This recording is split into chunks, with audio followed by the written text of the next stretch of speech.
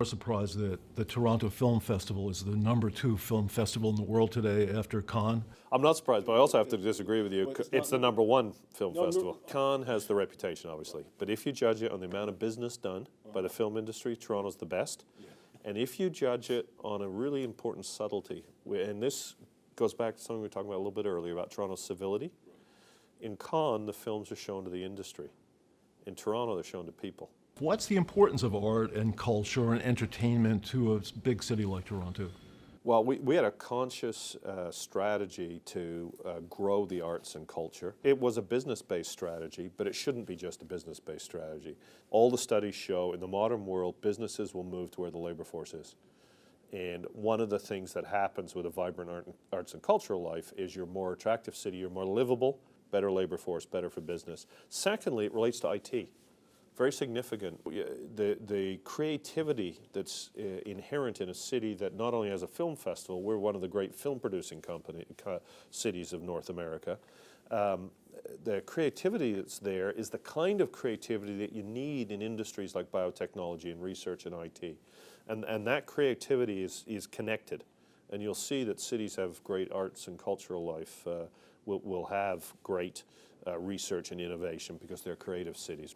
The third thing is a subtlety. Toronto's a city of newcomers. So arts and culture is important. We can express to each other who ourselves are. In some ways, even more important than the business aspect. Canada's now the #1 choice for college-educated immigrants. What do you think the benefits are, say, and the costs, to a city like Toronto, Vancouver, Montreal? I think it's all benefits to getting the immigrants. You've got to do it right. But if you look at foreign students, for example, first of all, in the Canadian context, our colleges and universities are publicly funded. And foreign students are a source of income from those colleges and universities, so they help sustain them. Secondly, we're lucky enough to get the best and the brightest young people from around the world.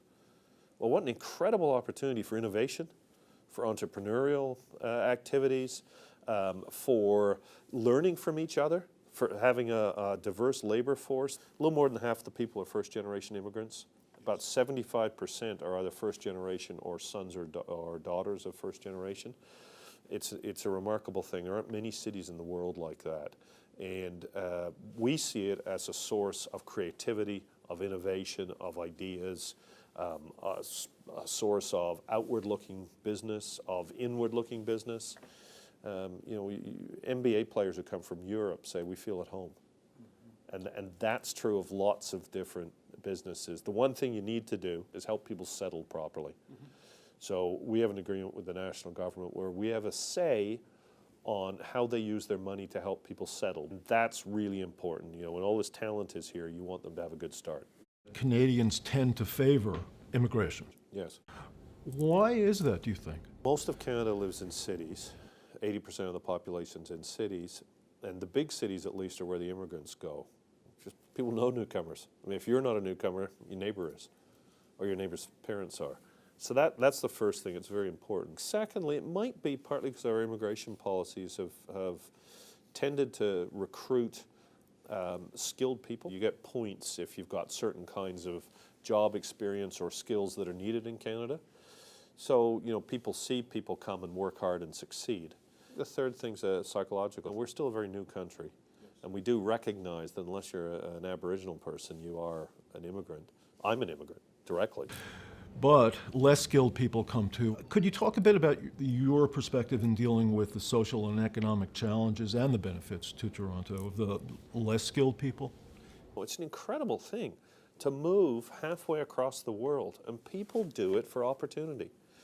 And the kind of people that are brave enough to go somewhere else, to immigrate, are the kind of people who are going to work incredibly hard. And I think that's true whether it's somebody who is working at a working class job or somebody who is a trained computer engineer, coming from India and starting a new company in Toronto and employing dozens of people. It's the nature of an immigrant. And, there are lots of jobs in Canada and the US that people are having trouble recruiting people for because people don't want to do them. They're hard. And newcomers will come here to do those jobs. And I think we should facilitate that. It's important for them. It's important for us. helps the economy, and the fact that you have people who are adventurous and hardworking and have something to offer, well, that's great. You know, that's who I want in my city. Do you find that most of the immigrants who come into Toronto actually cohere into the economic life of the city and work, and they're not going on the dole? Or all the studies show that newcomers are more economically successful than Canadians. It's taking a little bit longer nowadays. 10 years ago it was 7 years. I think now it's about up to 10. It is quite obvious that somebody is not going to come halfway around the world, whether from boat like we did, or fly, or come up from Latin America, from Chile to Toronto after Pinochet. They're not going to come unless they are looking for real chance and opportunity. Those are the facts. The facts are that people come, they're hardworking, and they succeed. Toronto, as it has a lot of ethnic communities, it's a big polyglot city, and the communities seem to be very cohesive. Is there anything that Toronto has done to support that? Some of our programs are culturally sensitive. For example, we have swimming hours in our public pools that are only women. The second thing is our public services. We have a history of great public services, and it matters. It matters to integration. It matters to business. Our public library, we have the best in the world, judged by the number of branches per person or by the number of books circulated per person.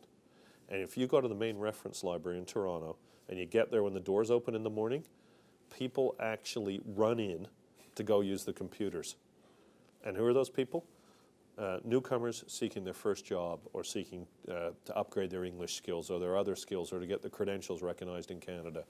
And those public resources, and I include here public health care, which I know is a matter of some debate in the United States, but is incredible in Canada. Those things give people a base. I can go to the library, that my family is going to be safe, my kids are welcome in the schools. The law in Ontario, for example, is you cannot ask a child what their parents' immigration status is. They go to school. So that kind of atmosphere, added to the fact that most people are newcomers, I think helps people feel welcome.